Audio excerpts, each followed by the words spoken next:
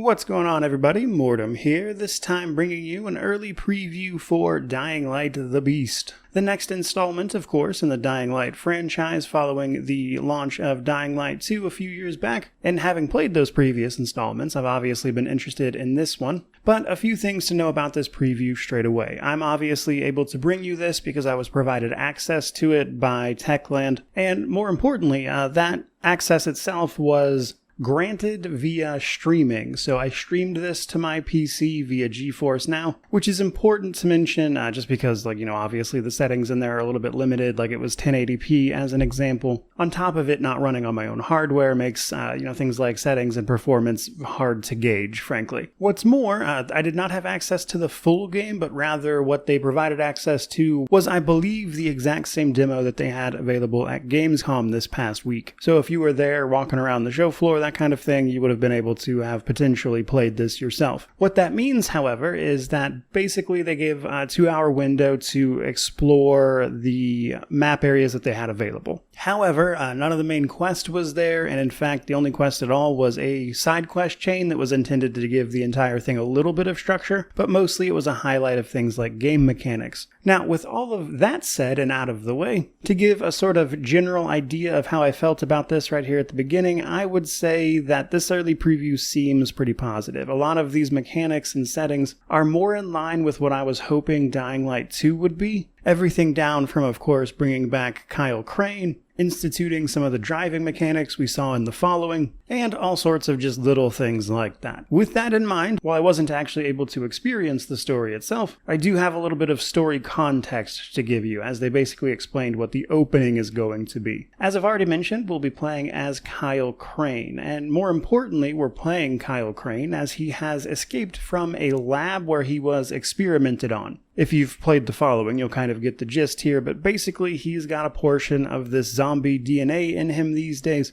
and he was being experimented on because of that. So he's trying to escape both the people who were, of course, experimenting on him, but also deal with this newfound condition where he occasionally turns into what they call the Beast, or that sort of half-volatile state. And thus, this story takes place in this new location of the Castor Woods, which we'll talk more about momentarily, because first I want to talk a little bit about this beast mechanic. So, as you participate in combat, basically doing anything from dealing damage, taking damage, blocking, parrying, dodging out of the way, that kind of thing, you'll build up your beast meter. Once it's full, you'll transform into the beast, which is an ultra strong mode that via some sort of skill point you'll be able to upgrade and give yourself more options, but basically it's just like super powerful mode where you'll rip and tear enemies to shreds with your bare hands, and with some of the powers you can even do like AoE hits, charge through enemies, that kind of thing. And then the very final upgrade in the tree allows you to enter the mode at will even when the meter isn't full. Though curiously enough, I did notice via leveling up during this that the skill points for the beast tree are a little different than the regular skill points. There does seem to be a level here. When you level up, you gain some passive boost to your stats like health and stamina, but you also gain skill points that you can then spend on skill trees, which of course identify a few of the basic playstyles. Stealth, melee, ranged, that kind of thing. But before we dig too deep into those, when it comes to the gameplay itself, I would say gory and physicality are pretty much at the top of the list of things to note. It seems like they very much intended to highlight a lot of that gore as well, and it's pretty noticeable immediately, even if you've played these games before, or that is to say the previous ones. There is a lot of detail on these zombies, and it gets appropriately splattered about as you start beating them with melee weapons. But that's far from the only thing, as they've introduced some new weapon types here alongside a variation on the parkour system. But in terms of weapons, we've got things like flamethrowers, grenade launchers, that kind of thing being added to really hone in on all the mass carnage. Naturally, that kind of leads into the play styles, though. You got stealth, melee, range, and of course all sorts of like items, but there's some generalized play styles in there. Most of them are pretty self-apparent. Happy to see guns making a big focus again. You will continue to be able to sort of make and customize all sorts of various melee weapons with different modifiers that change them out. In fact, a pretty big piece of progression seems to be finding the blueprints for all these things you can make if you don't outright find or buy them. And with some of the rewards from things like quests and the like, you'll be able able to actually upgrade the blueprints, so you'll be able to craft better versions of them as you go. And that seems to be important for even things like melee weapons, which do have a durability. And while you can repair them a few times, they will eventually break permanently and you'll have to remake them, which is where I imagine things like the upgraded blueprints will come in handy. But obviously there is a proper crafting system in there as well, as you'll be scrounging for resources all the while. Now, they really wanted to put an emphasis on the day-night cycle, the weather system of the Castor Woods alongside a lot of locations, and actually bring some,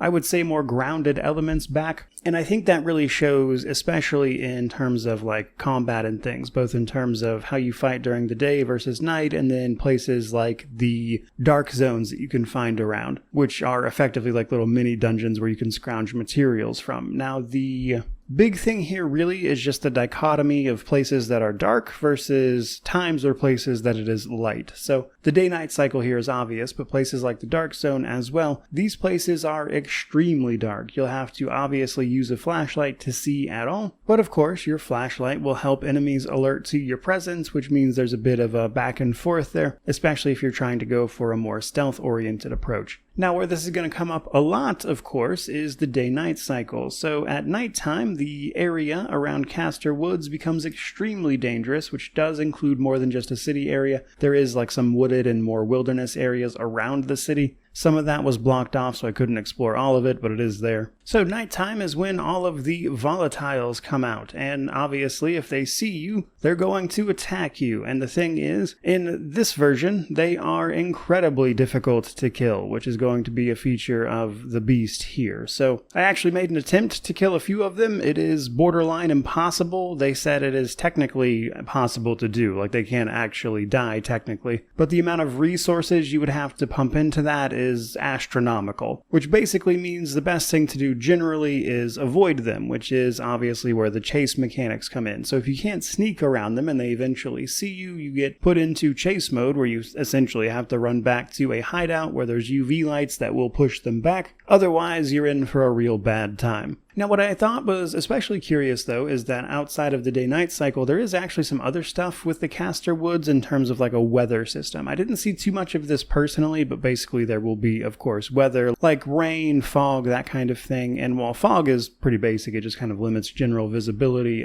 Things like the rain are supposed to be impacting things like certain weapons that utilize electric damage, as an example, and amplifying it, that kind of thing. I'll be curious to see how that actually plays in the full game. And then the last thing I wanted to mention really was the car. So driving is back. You are able to find vehicles and drive them around and smash into zombies, which is as fun as always. And I think bringing the driving back, focusing more on big melee hits, bringing the guns back, but obviously associating them with a bunch of noise, making it easy to get swarmed by the various types of zombies you might run into, volatiles being basically unkillable, meaning that they're a danger to you no matter what you're wielding. All kind of amounts to, again, a game that seems to be returning to the things I enjoyed most when I played the original title. And so I think if they nail the story and make that interesting and don't, waste this return to Kyle Crane, like actually make that an interesting thing that moves that narrative along and it turns his sort of half volatile state into something really interesting, then I think this will obviously be something I enjoy a lot. But as for this early preview, they certainly seem to be on the right track. I understand they're going to have some more marketing, as you would probably expect, in their lead up to the launch on, I believe it's September 18th or 19th, depending on your time zone, but right around there. So we don't have too much longer to wait. And just as a little heads up for those of us who had the Dying Light 2 Ultimate Edition, you actually get the Beast free of charge. You don't even have to pay for it. But either way, that's going to do it for this particular video. So certainly hope you enjoyed it. If you did, by all means, like, comment, subscribe, stick around. I'll obviously be reviewing this more than likely. So if you're looking forward to any of that, or you just want to tell me about this right here, by all means, let me know how you feel about it. But regardless of all that, truly, just thank you so much for watching. I really do appreciate it. May you wander in wisdom and have an amazing day.